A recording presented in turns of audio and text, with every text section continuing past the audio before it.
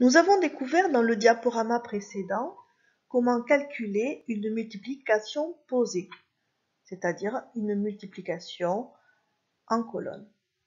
Voyons maintenant quelques autres particularités. Tout d'abord, un petit rappel de la technique. 43 multiplié par 2. Je m'occupe d'abord des unités. 2 fois 3 égale 6. J'écris 6 dans la colonne des unités. Puis je m'occupe des dizaines. 2 fois 4 égale 8. J'écris 8 dans la colonne des dizaines. Un nouvel exemple. 134 fois 2. Les unités, 2 fois 4 font 8. Les dizaines, 2 fois 3, 2 fois 3 dizaines font 6 dizaines. Puis les centaines, 2 fois une centaine égale 2 centaines. Le produit de 134 par 2 est 268.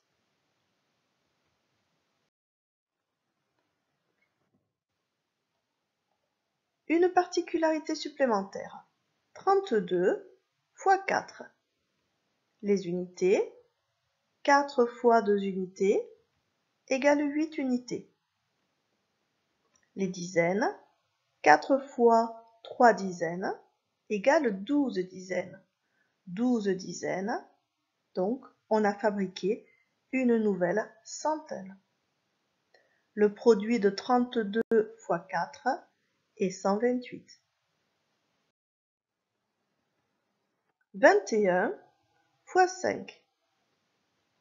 Les unités, 5 fois une unité égale 5. Je calcule les dizaines. 5 fois 2 dizaines égale 10. J'écris 10, donc j'ai fabriqué une nouvelle centaine. 72 fois 3. Les unités, 3 fois 2 égale, c'est à toi de calculer, 3 fois 2 égale 6. 6 unités. Maintenant, je m'occupe des dizaines. Alors, qu'est-ce que je calcule? Tu as trouvé? 3 fois 7. 3 fois 7 dizaines égale 21. Donc, j'écris 21, ce qui signifie que j'ai fabriqué deux nouvelles centaines. 21 dizaines, c'est 2 centaines et une dizaine toute seule. Le produit de 72 par 3 est 216. Voyons maintenant la multiplication avec une retenue. 63 fois 4. C'est toujours pareil, je commence par les unités. Qu'est-ce que je calcule? 4 fois 3, tu as raison. Combien font 4 fois 3 unités? 4 fois 3 égale 12. J'ai donc trouvé 12 unités. Je ne peux pas écrire 12 dans la colonne des unités. Un peu comme pour l'addition, je vais donc écrire 2 dans la colonne des unités et je retiens 1. Attention, dans la multiplication, la retenue va se mettre à côté du trait du égal. Je vois bien le 12, 2 unités et une dizaine en retenue à côté du trait du égal. Maintenant, je calcule les dizaines. 4 fois 6. 4 fois 6 dizaines. 4 fois 6. 4 fois 6, 24. 4 fois 6 dizaines font 24 dizaines. Mais attention, j'avais fabriqué une nouvelle dizaine. Tu la vois? Elle est là. Donc, je dois l'ajouter. ou 24 dizaines? 24 dizaines plus une dizaine que j'avais fabriquée précédemment font 25. J'ai utilisé la retenue, je la barre et je peux maintenant écrire 25 dizaines. Je vois qu'ici, j'ai fabriqué 2 nouvelles centaines. La particularité de la retenue dans la multiplication est qu'on va l'écrire à côté du trait du égal. Et dès que je m'en suis servi, je la barre.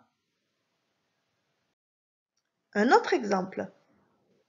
75 fois 5. Je m'occupe des unités. 5 fois 5. Tu as trouvé?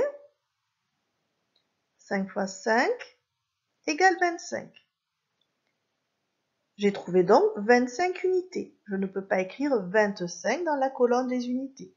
Donc je vais écrire 5 et je vais dire que j'ai fabriqué 2 nouvelles dizaines. 25, c'est 5 unités et 2 nouvelles dizaines. Je m'occupe maintenant des dizaines. 5 fois 7 dizaines, 5 fois 7 ou 7 fois 5. C'est la même chose quand je calcule. Tu as trouvé? 5 fois 7 ou 7 fois 5, ça fait 35. J'ai trouvé 35 dizaines. Mais attention, j'avais fabriqué 2 nouvelles dizaines. Donc je dois les compter. 35 dizaines plus 2 dizaines égale 37. Je barre les 2 dizaines pour dire que je m'en suis servi et je peux recopier les 37 dizaines. Je vois que dans ce calcul, j'ai pu fabriquer 3 centaines. Exemple suivant. 39 fois 4. Les unités. Qu'est-ce que je calcule d'abord? 4 fois 9. 4 fois 9 ou 9 fois 4 dans la table de 4. 9 fois 4 égale 36. 36, c'est 6 unités et 3 retenues, les 3 dizaines que je viens de fabriquer. Je m'occupe des dizaines. 4 fois 3 dizaines, 4 fois 3 ou 3 fois 4 dans la table de 3 ou de 4. Ça fait 12. 4 fois 3, 12. Mais attention, j'avais fabriqué 3 dizaines, donc je les rajoute. 12 dizaines plus 3 dizaines font 15 dizaines. Je peux l'écrire au résultat. Et je barre les 3 dizaines que j'avais fabriquées. Donc j'ai fabriqué une nouvelle centaine. Le produit de 39 par 4 est 156. La suivante, 261 fois 4. Je m'occupe des unités. 4 fois 1, c'est très facile, ça fait 4. Je n'ai pas fabriqué une nouvelle dizaine, donc j'écris tout simplement 4 au chiffre des unités. Puis je m'occupe des dizaines. 4 fois 6 dizaines. 4 fois 6 ou 6 fois 4. 24. J'ai trouvé 24 dizaines. Je ne peux pas écrire 24 dans la colonne des dizaines. Je peux écrire 4 et je retiens 2. J'ai fabriqué 2 centaines. 24 dizaines, c'est 4 dizaines toutes seules et 2 centaines. Je m'occupe maintenant des centaines. 4 fois 2 centaines, 4 fois 2 ou 2 fois 4 font 8. Mais attention, j'ai la retenue. J'avais fabriqué 2 centaines. Je les rajoute. 8 centaines plus 2 centaines égale 10 centaines. J'ai à écrire tout simplement 10. Voilà un résultat qui est grand.